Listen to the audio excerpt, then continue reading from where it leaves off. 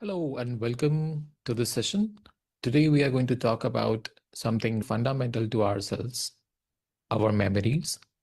We are going to discuss why we actually forget. Why do all the memories that we have, why do we forget and how the mechanism work and what is actually happening behind the scene? Is it some biological reason or is it some psychological reason or is it something which from which perspective we haven't thought about it till now.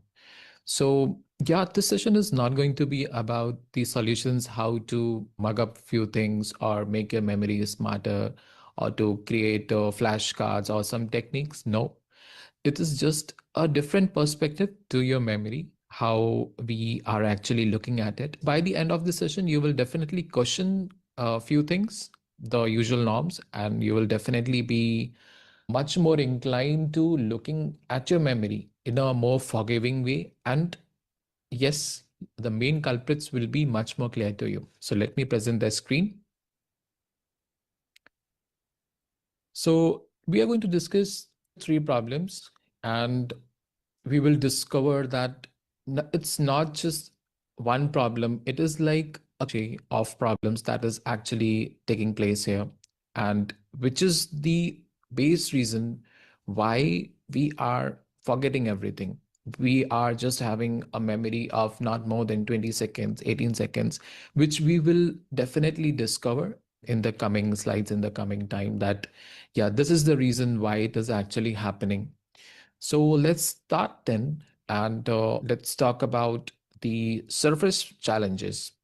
If I talk about memory and how it affects us on a surface level, like a few things which actually affects us is if you have something on your mind and you walk from one place to the other. Let's say if I have on my mind that I will just get a cup of coffee from kitchen and get back and start my work.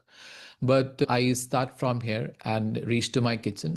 And after a few seconds, I'm just finding myself standing next to the stove and imagining like, why am I here? Why did I actually came there?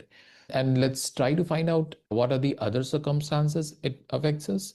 If I am at a meeting and it's a group of friends, and I just happen to see a friend who we haven't talked for a while, and I see him and I remember a few things about him. And I walk up to him that, hey, we have actually met before, and I just wanted to talk about a few things. And then in a flash of second, everything is wiped out. Like I'm just trying to recollect, oh, this is what I wanted to talk to you about. But then I'm just thinking, what should I say to this person? Taking one more example from daily life. So let's say you're reading a book or an article and you want to recollect all the points at the end. You want to read it and put all the points in your summarizing app or someplace. You definitely want to enjoy the act of reading. So you read it and you are creating mental pointers and putting all of the information in your RAM. And when at the end you reach there, everything just goes blank. Like you do not remember why, where was I, and which pointers needed to be created. It just goes completely blank. Memory has ditched us in that case. Memory is definitely pretty much required in these cases. If we talk about memory from a perspective of how it is affecting us on a bigger scale, we would see that having a good memory is not just about remembering things, it is also defining our identity. A person with good memory makes his life beautiful. He has everything on his tips and he knows where to speak, and he has everything on his mind, like his finances, wealth, health, and everything. Eventually, if a person is having a bad memory, he will definitely have tough time always recollecting himself. And which is where this becomes crucial that he needs to have a good memory. If we focus on more on why good memory is important, it will be much more beneficial. Memory defines our identity, and having a bad memory is not a curse. A few years back, I was messed up and my memory was not working well because of the regular tensions of life, and I was not doing well. So my focus was also broken. My self-esteem was broken, and bad memory definitely burns a hole in self-esteem. and it affects your career, it affects you if you're into business, it affects your businesses, and you don't know the right numbers to pitch in, and you don't know what happened when, so you are also not able to recollect the events. It takes a toll, and relationships are also affected because of it. If it's my friend's birthday and I already have it on my calendar, though I need to wish a person on X date. But like here in this situation, I'm completely relying on an app. But let's say if I skip to see that notification and I have no memory anchor and I just completely rely on it and it fails, yes, my relationship can definitely get affected in this case. If you take care of these things, I think it is going to be really very helpful in the long term. So let me just share my screen again.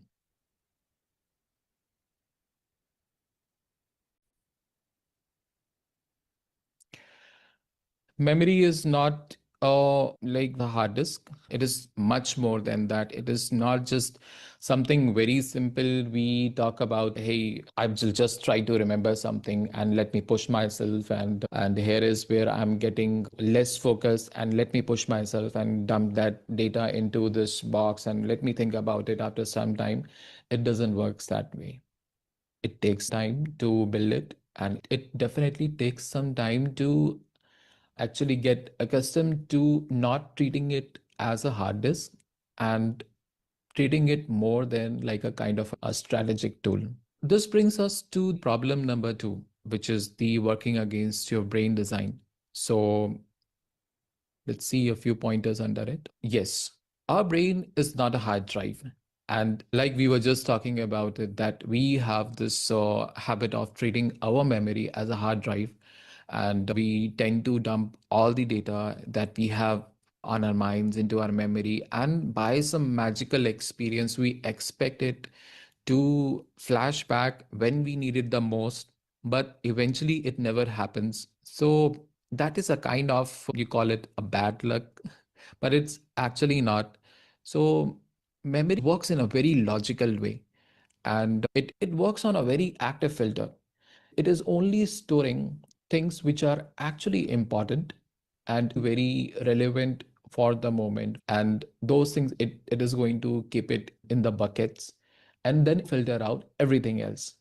So it's a very smart agent taking care of all the memories we have, and it is always removing all the shafts so that we are never left with any of the memories which are not useful to us or not active. And if you ask that why it's like that, like why we are not remembering everything around us, even to the smallest detail of at what time the sun came up today or something like that, or something usual around us. Let me give you an example. Let's say if you are sitting on your chair and you remember that I'm sitting on my chair, and this is the texture, and this is the light intensity, and this is the room temperature, and right now is this time. So if you're remembering all these things together, how would your life become? Definitely there would be too many things to focus on, right?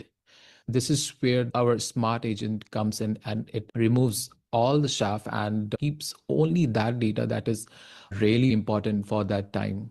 As we call it, cognitive overload never happens to us because our memory is working in that way.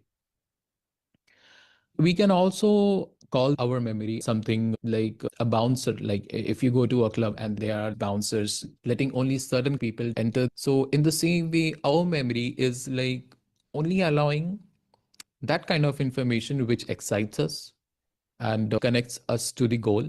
It will only focus on that, and it will open the door, and you will be gradually able to remember that memory. And apart from that, everything goes outside. From your daily life example, also, you might be seeing that if there is something really exciting going on, if I'm going out on a tour with friends, on a cycle tour, on a way towards our destination, we stop at a restaurant to have something, and we are really happy, and we are deciding where to go on, what time to reach, and other things. Our memory will work perfectly during that time. It will remember everything and tell us, hey, I'm there for you, just go for it. But let's talk about something really boring from your life, like you need to fill out your taxes, which is to some it can be really very enticing, and that totally depends on their trades. But filling out the taxes and filling out all the government forms and other things, it's really boring. And memory says, please forgive me, it's not really possible for me right now. Does it becomes easy or it becomes tough? It's totally decided by our memory, the same bouncers. If they find that information really enticing, really effective, they'll let that information in. And this is where it plays a major role. So you would say, I tend to keep forgetting. I have really bad memory. And talking about our relationships, if one of your close friends is talking to you about their problem and you're really not focused and your memory is not working well, the mechanism, like if you are not focused here, so your hippocampus gets the information that, hey, I don't need to store this information. So let's not store it and let's not focus over it. And you tend to just not focus over it, and from maybe from other perspective you might be like act to show that you are there while listening, but eventually you are not actually listening. When they find that out, they might get upset, and that definitely affects the relationship. If you talk about, if you ask, how does hippocampus decides that? So that's a very interesting take here, interesting angle. Our prefrontal cortex takes decisions. It decides what to do. I need to do this today. I need to do that now. I need to go out for a ride. I need to have this now. I need to have that food, or I need to have pizza. So prefrontal cortex is deciding. And then it signals, it partners up with hippocampus. Hippocampus is the like a small seahorse shaped brain structure, and it will actually store all the information, all the memory, and it will decide, yes, this is the thing I need to store. Yes, it's the same formula working here.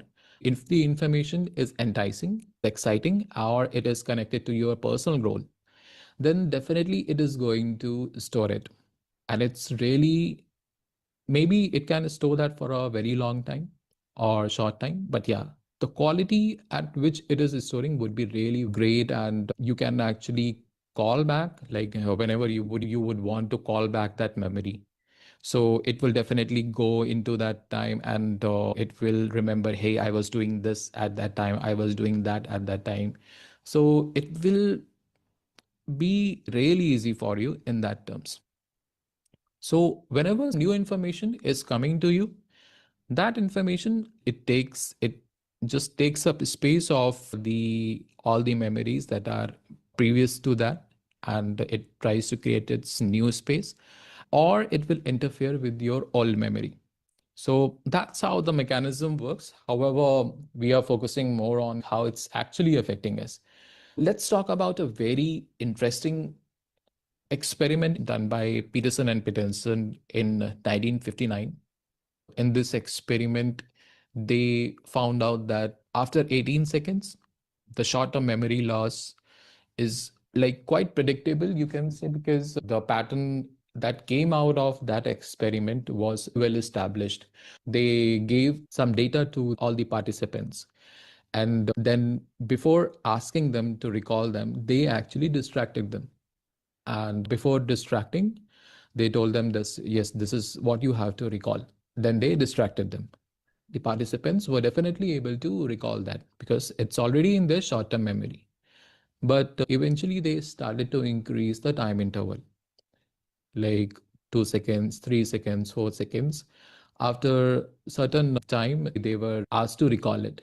And eventually they found out that after 18 seconds, they were not able to recall that. And it was being later found out that yes, it has actually exited their short-term memory. So yes, it's a very interesting study and supports our main agenda for today. What we are discussing is science-backed. Please don't use your memory as a storing device. Please use it as something which is much more strategical. But the thing here is it leads to a bigger problem. If we talk about not using memory as a storage device, there is a big problem happening right now. you start to lose control over what matters. And the damage is way bigger than what we actually see at surface level. So let's understand that. So once you develop that belief that there is nothing in my control I can do about my memory, it starts to create layers of disbelief, and your self-esteem starts to take hit, and it starts to build up day by day. And like we talked about our memory, which is a bouncer in the VIP club, and it was only allowing only emotionally charged, novel, or surprising data or something linked to your goal. Now, the same mechanism is working against you just because you are in a habit of seeing everything from the perspective of being a person who is not believing in themselves or in their memory. This is all becoming really challenging for you. So, yes, this is like few examples we can take is like you're forgetting names, you're forgetting relationships, memory gaps, and then you are able to recall the information just because some exciting event happened. Let's say if you forget your car keys and you kept it somewhere. So we all know that we usually forget our keys where we kept them, and when the time comes, we are not able to find it. And why is that happening? Taking our bouncer example, memory hasn't allowed that certain information to get inside because it was not exciting, it was not related to your goals, it was not making you feel excited and connected. So because of that, you don't remember. And when you don't remember, you will not be able to recall it when the time comes.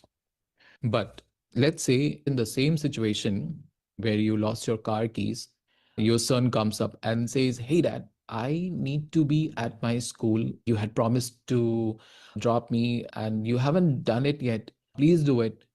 And then that panic strikes. I should have done that before. And all of a sudden you remember, oh, I kept the car keys in my pocket of my shirt, so I will just take it out and start the journey. Does that mean that information was not there? 1 minute before you were not able to remember that, but now you remember it. Why? What's the reason? Because that adrenaline rush that actually went inside your head told the hippocampus, "Hey, I want that information. Give me that right now." It said, "Yeah, just take it. Here it is." That's the story. You won't be able to remember or recall everything every time when you need. So yes, next time if you forget your car keys or any of your keys or any of your personal belonging, don't blame yourself. It's just how the mechanism is designed. You just need to master it. Yes, let's come to the conclusion. What to do further and how should we look at things so that it is really easy for us to move ahead with the current situation. We live in a society where forgetting is seen as something, a personal shortcoming. Either they will blame the memory or they will blame that you like there is some nutritious loss or something they will suggest, but they will not see like memory loss as something natural. It's completely natural if you're forgetting something or you're not able to recollect. It's completely natural. That's how the mechanism is decided. You have just completely shifted your focus from important, and your brain has completely removed all the information which is not important for you, and it is processing it well. Always thank your brain for that, and always keep that belief. Hey, it's not like my memory is weak. It is just I should be able to manage it well, and it should be nurtured in such a way that if I face any challenge, I should be able to handle it well. Memory works in a way that all the information which is really useful and really exciting or which is really connected to your goal only goes inside the memory gate, and it's not our fault. So keep a healthy mind for a healthy memory and master your attention, because intentionality is something which actually puts life to your memory. So be intentional in your all of the actions, what you are doing. So that way you would be able to gain some deep understanding of how it works. So I'm sure you got lots of insights on how the dynamics of memory is working out. And what we look at surface, it's not like that. The problem goes much deeper than we actually thought for our memories that we usually forget or why we blame ourselves. And this is how it actually works. And by the way, if you are really tired or really consumed by contextual switching, like you are working at your boss taps, hey, I need to have a word with you, and you were just working on a report, and he says, hey, I need to have a word with you, come.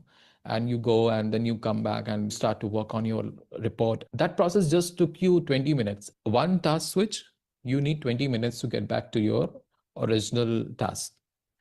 So if you're doing that more often, congratulations. You will be having much more difficult time throughout the day just refocusing. So I have designed a very simple toolkit which you can use, and it's very easy to use. So if you just give it 20 seconds of your time, it will save you 2 hours of refocusing time and will give you lots of peace of mind and be very helpful to you. The link is it's in the comment section. You can download it from there and let me know how it went for you. Next time, we will talk about a much more important topic, which is micro switching. Thanks a lot for watching this session and hope you gained some learning. I look forward to seeing you leveraging my hacks toolkit. Until then, ciao.